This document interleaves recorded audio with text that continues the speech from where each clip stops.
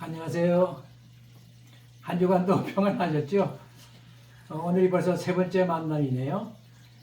오늘은 지난번에 제가 약속한 것처럼 구약과 신약의 뭐 차이라고 할까? 그것도 그 관계는 어떻게 되는지 거기에 대해서 좀 설명을 드리려고 합니다.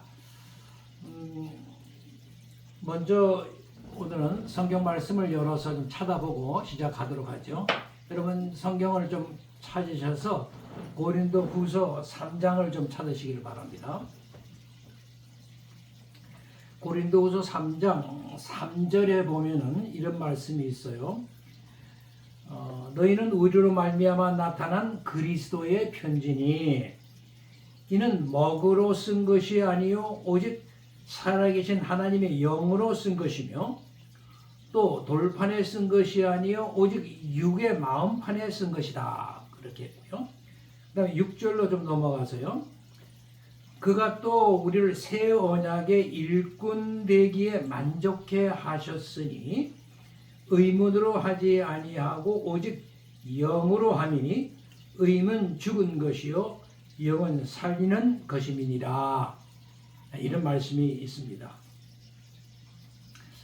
고린도 교회는 이제 사도 바울이 제2차 선교 여행을 떠나면서 쭉 가다가 이제 그 아테네를 지나서 고린도에 도달해서 그곳에서 1년 반 동안 유하면서 교회를 세웠던 교회인데 이 사도 바울이 이제 이 아테네를 통해서 고린도를 들어갔을 때 참으로 다행스러운 것은 그곳에서 아굴라와 브루스길라라고 하는 부부를 만난 겁니다.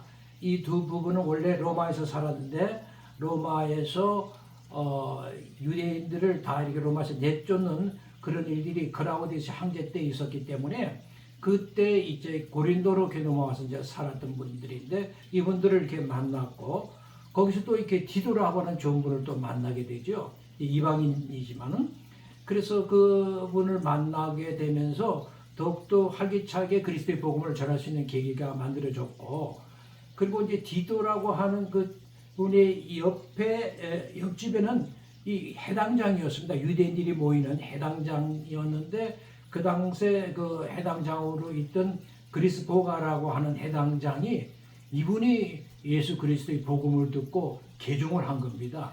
그렇게 되니까 바로 고린도에 새로운 교회 하나가 단단하게 서게 된 것이죠. 그래서 거기서 1년 반을 체류하면서 이제 그리스도의 복음을 하나씩 착착착착 이렇게 잘 가르쳐서 든든하게 세우고 이제 그리고 떠난 겁니다.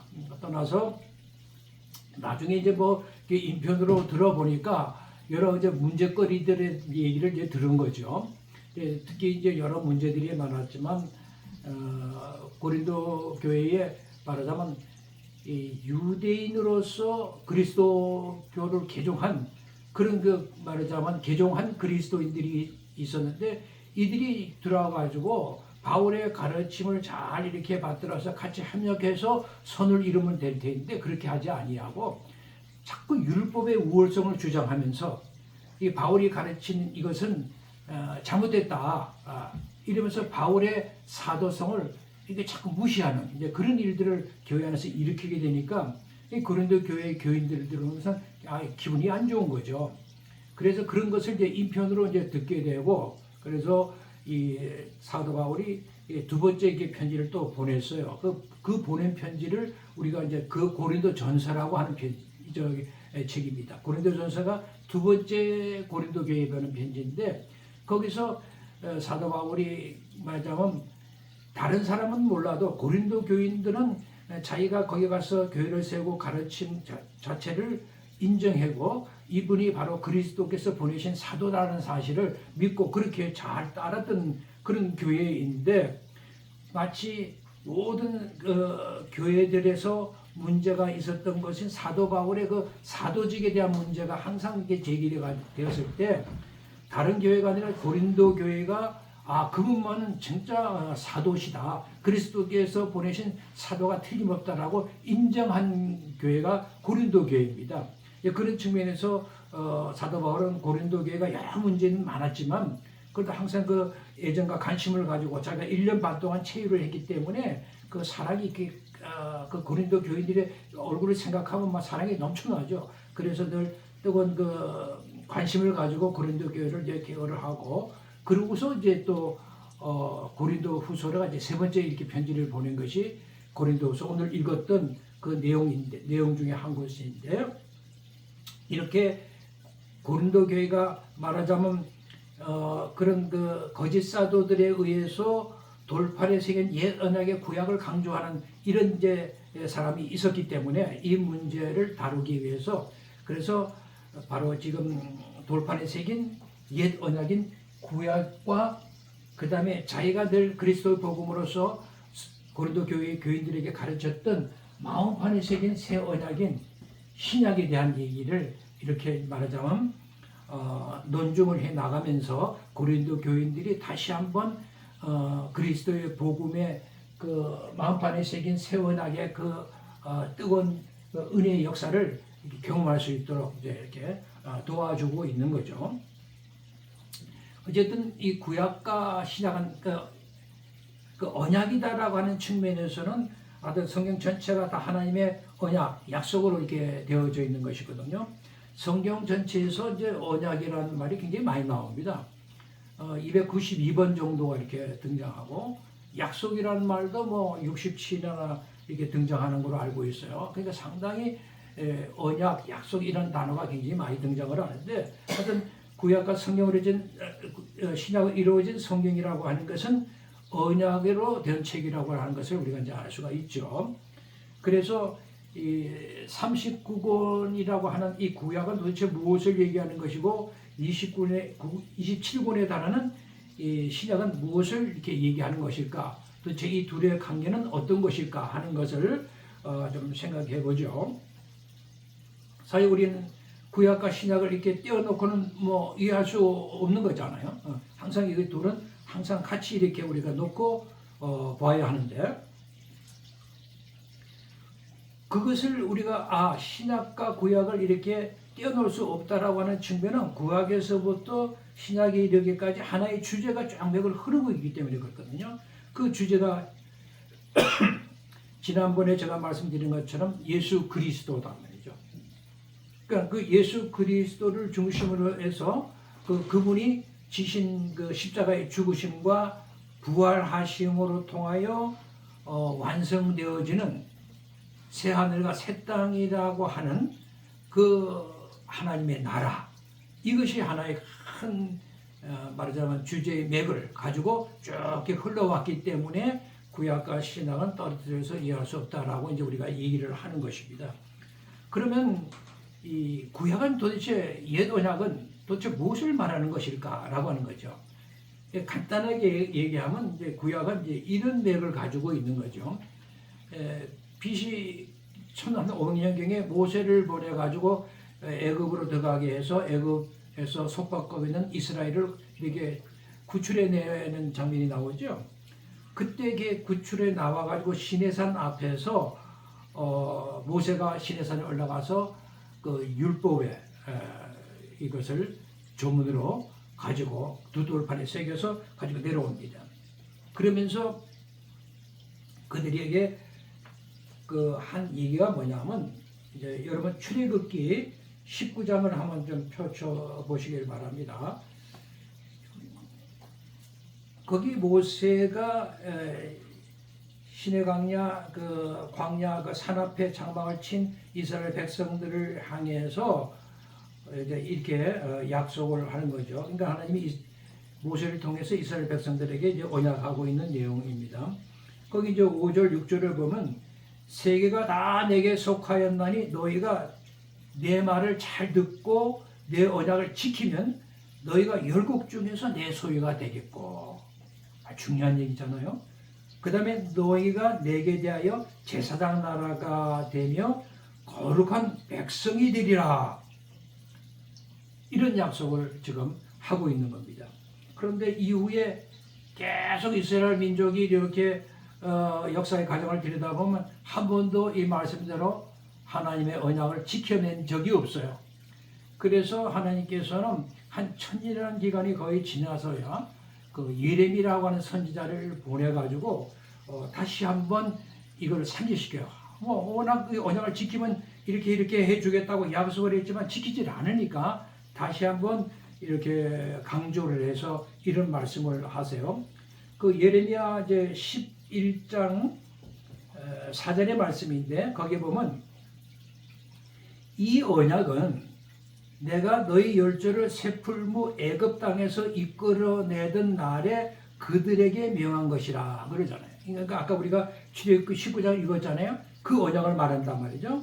그걸 얘기하면서 이제 내가 이르기를 너희는 나의 목소리를 청종하고 나의 모든 명령을 쫓아 행하라.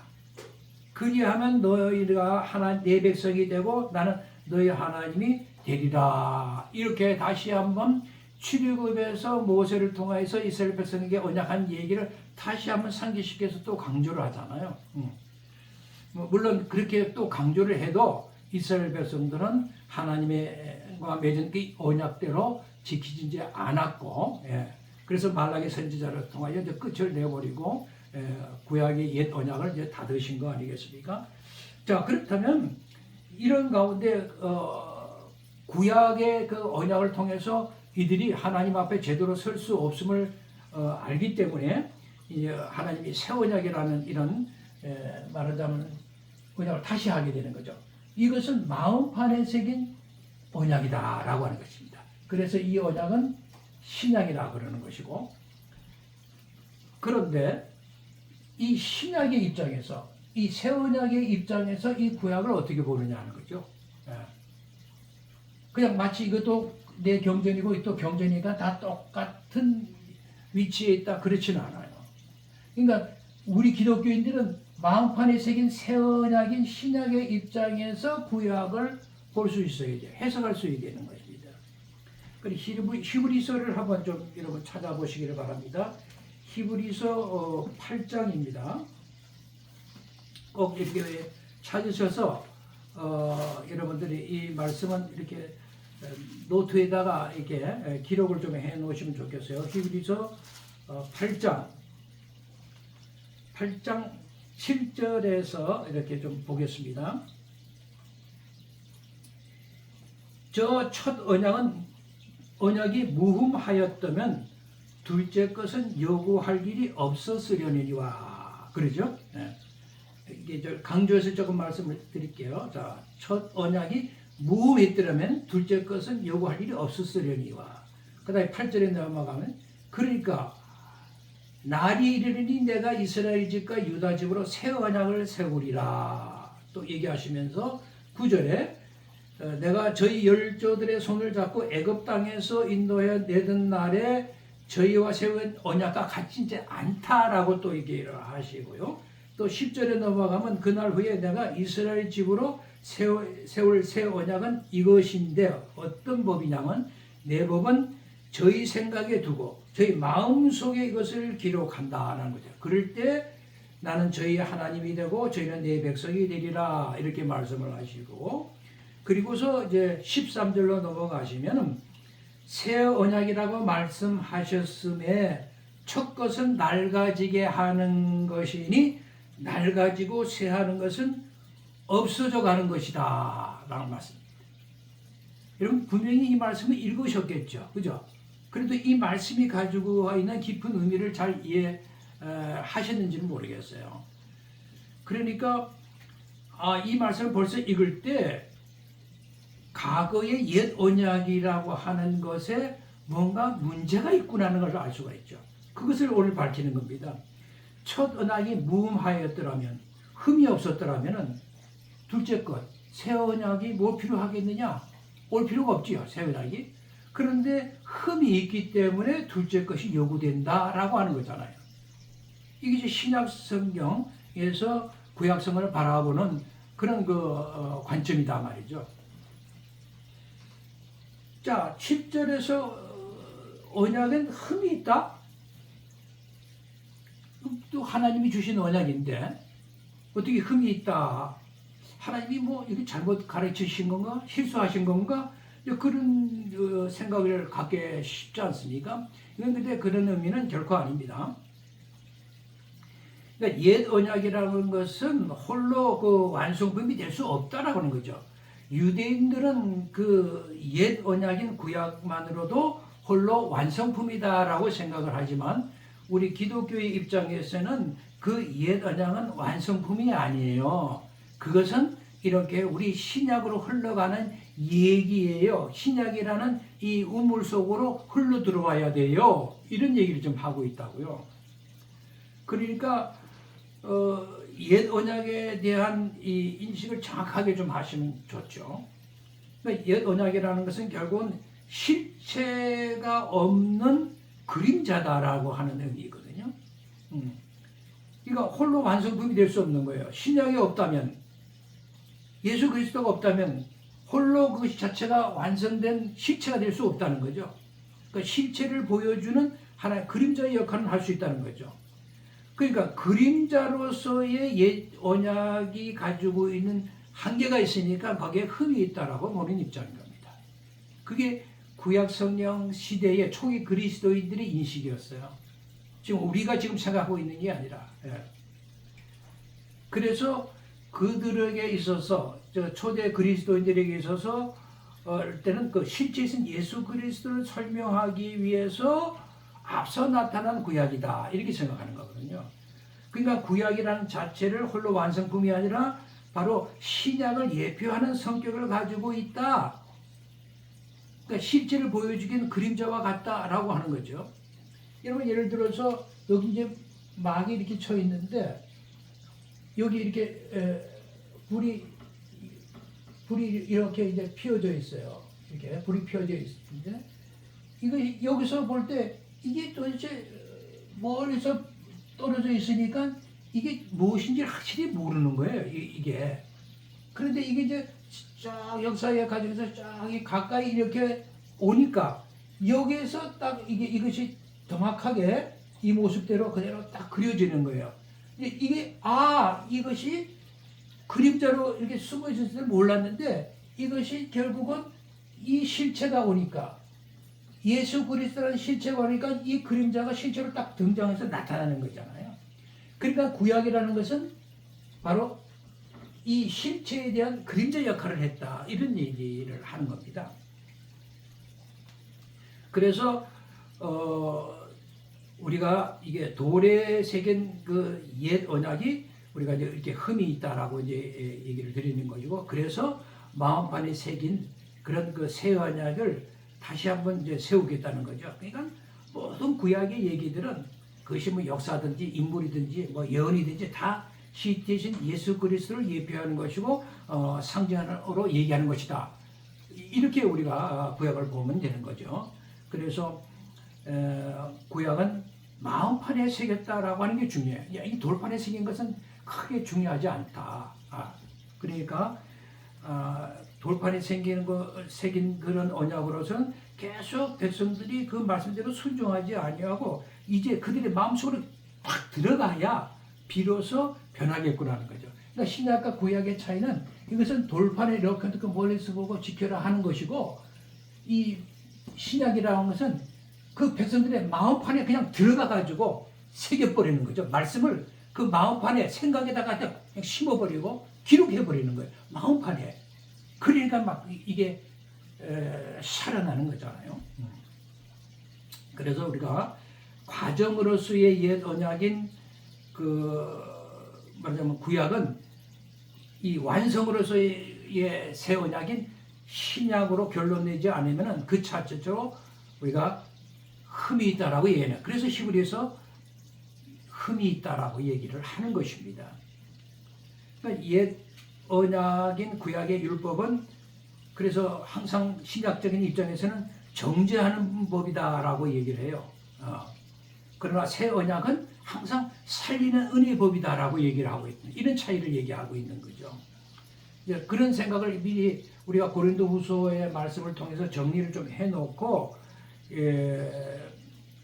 우리가 이제 고린도후서 우리가 3장에서 사도 바울이 처음 우리가 얘기했던 그 내용을 다시 한번 상기시킨 것은 무슨 얘기냐면은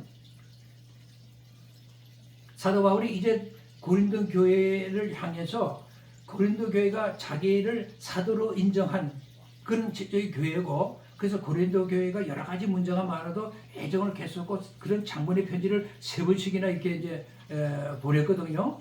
물론 첫 번째 보낸 것은 없어졌지만, 그러니까 그 마지막 이게 3번째 교회 장문의 편지를 보내면서 앞으로도 거짓 사도 같은 율법의 우월성을 주장하는 이런 자들이 또 들을 수 있으니까, 그래서 확실하게 고린도 교인들에게 말하자면 새 언약의 중요성을 자기들이 말하자면 전해주었던 그 그리스도의 새 언약의 말하자면 그 가치를 항상 가슴에 올려놓고 신앙생활을 잘할 수 있도록 돕기 위해서 지금 이 얘기를 다시 한번 상기시켜 주는 것입니다.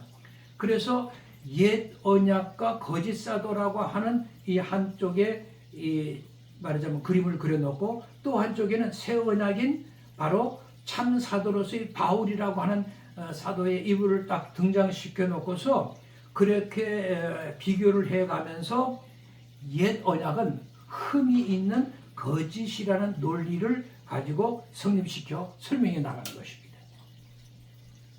그런데 문제는 그 옛 언약도 하나님께 주신 것인데 어떻게 이제 거짓일 수 있느냐, 이런 데 반문이 이제 있을 수가 있단 말이죠.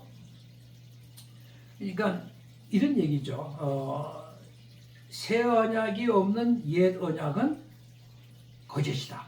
그러니까 신약이 없는 유대인처럼 생각하는 그 옛 언약인 구약은 거짓일 수밖에 없다라고 하는 얘기입니다. 그러니까 구약이라고 하는 옛 언약은 신약이라는 새 언약으로 결론 지어지기 위해서 존재하는 것이로구나, 이렇게 생각을 하셔야 돼요. 그러니까 옛 언약이 홀로, 이거 홀로 하나님의 메시지를 다 담을 수가 없어요. 홀로 존재할 수가 없단 말이죠.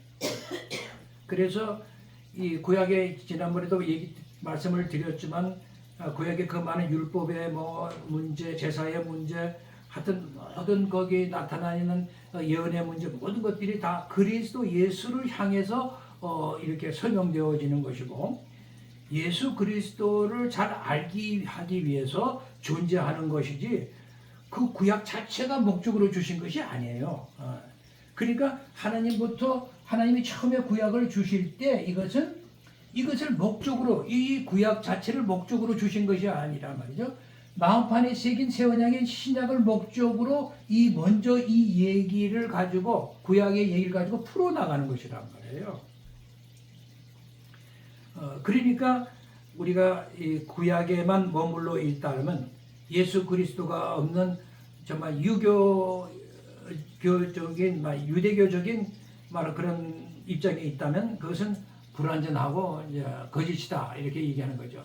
유대인들도 돌판에 새긴 옛날의 구약을 완전한 성경으로 믿고 있잖아요. 여기도 자기들이 여호와 하나님을 믿는다고요. 그러면 이들이 구원되는 거 아니에요? 그런데 우리 기독교 입장에서 이건 구원이 아니라고 얘기를 하잖아요. 분명히 돌판에 새긴 구약에서 그들은 확실히 그건 몸서리처럼 이게 잘 믿고 따르라고 노력하는 사람들인데, 여기 구원이 없다라고 할 때는 뭔가 흠이 있다는 얘기가 벌써 전제되어 있는 거잖아요. 그러니까 이 얘기를 잘 아셔야 되는 거죠. 그래서 옛 언약을, 구약을 읽을 때는 그래서 제가 조심해야 된다.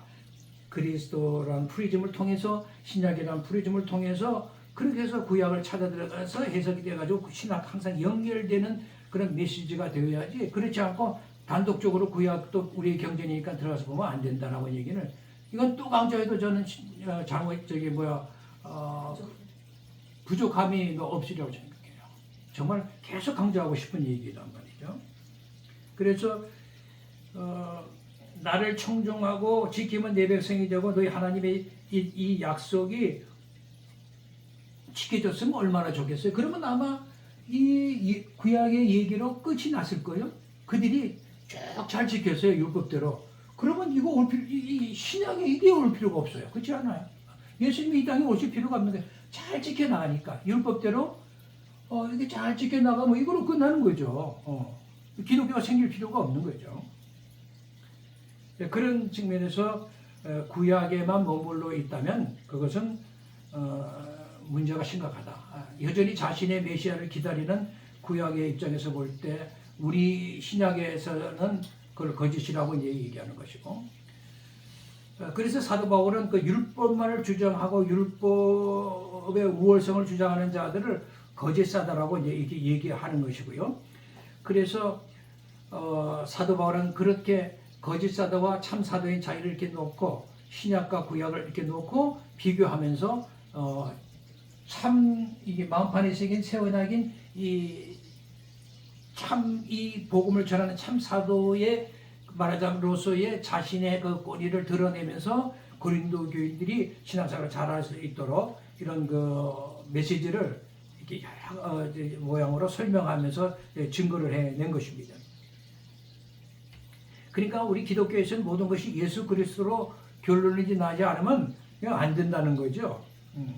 그래서 새 언약은 결국은 옛 언약의 성취라고 이제 말할 수가 있는 거죠. 그러니까 옛 언약은 새 언약의 공동체를 통하여 완성되어지는 거란 말이죠. 그래서 사도 베드로가 새 언약의 교회 공동체를 가리켜 너희가 진짜 택하신 족속이요 왕 같은 제사장들이요 거룩한 나라요 그의 소유된 백성이다. 이렇게 이제 정의를 이렇게 하고 있지 않습니까? 그런 의미에서 우리가 이 구약과 이 신약의 관계를 잘 이렇게 좀 여러분들이 잘 아시면 좋겠어요. 그렇다고 제가 다시 말씀드리지만 이 죽음에 이르게 하고 정죄를 이르게 하는 율법이라고 이거 문제가 있네? 예수님이 이것도 폐하셨으니 뭐 그냥 구약은 볼 필요 없네? 그렇게 생각하시면 안 된다는 것입니다. 율법은 원래 선한 거잖아요. 율법은 정말 귀한 것이에요. 하나님의 뜻이 담겨져 있고 하나님의 인격이 거기서 담겨져 있고 그래서 그것을 배우면은 하나님이 선하게 살 수 있는 거잖아요. 문제는 뭐예요? 인간이 그걸 지킬 수 없는 사람이라는 거잖아요. 그게 문제지 결국은 우리 인간의 문제지 율법의 문제가 아닙니다.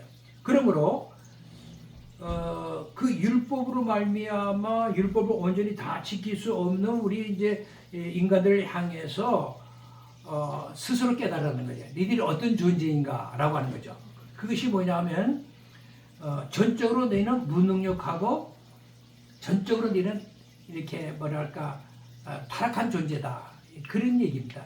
그래서 인간이라는 존재를 자기가 전적으로 이렇게 인간 스스로는 뭔가 구원을 이렇게 해낼 수 없는 인간 스스로 찾아서 하나님으로 올라갈 수 없는 하나님이 우리를 찾아와서 계시하시고 만나주지 않으면 인간은 아무것도 할 수 없는 존재구나.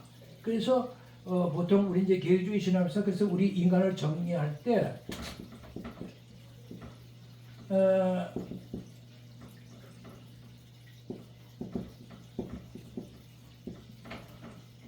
total inability and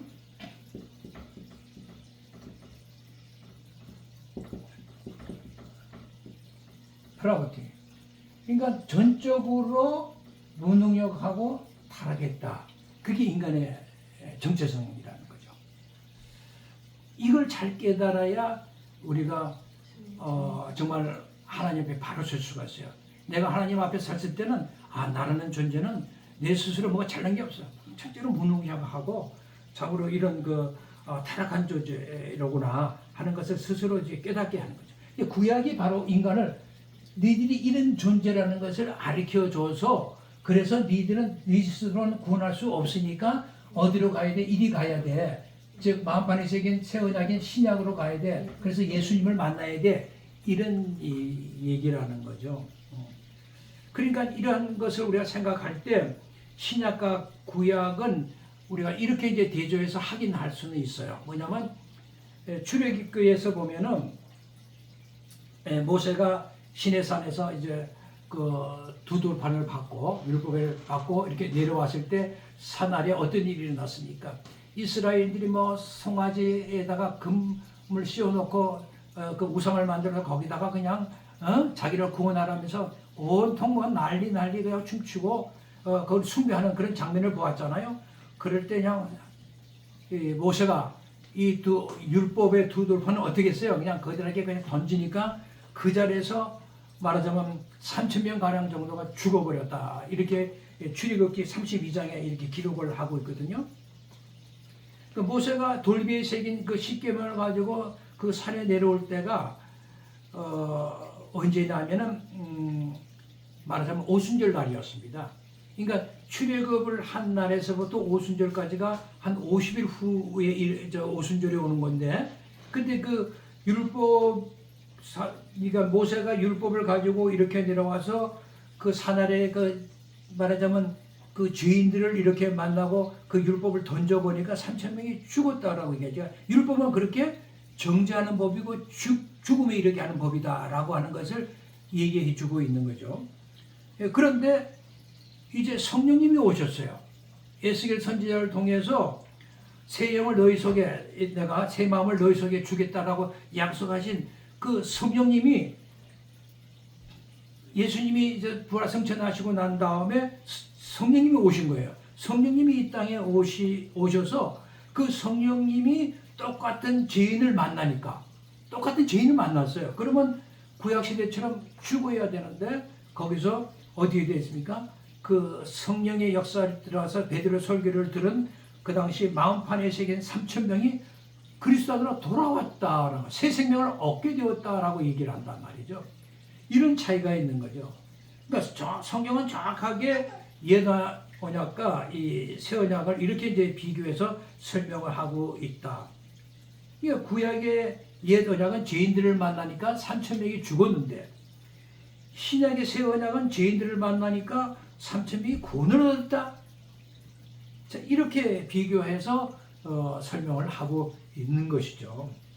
그 사이에 도대체 어떤 일이 벌어졌기 때문에 이런 일이 일어날 것일까? 바로 예수 그리스도의 십자가의 죽으심과 부활 승천하신 하나님의 그 은혜가 개입이 되기 시작하니까 죽음이 생명으로 바뀌게 된다. 그런 얘기 아니겠어요?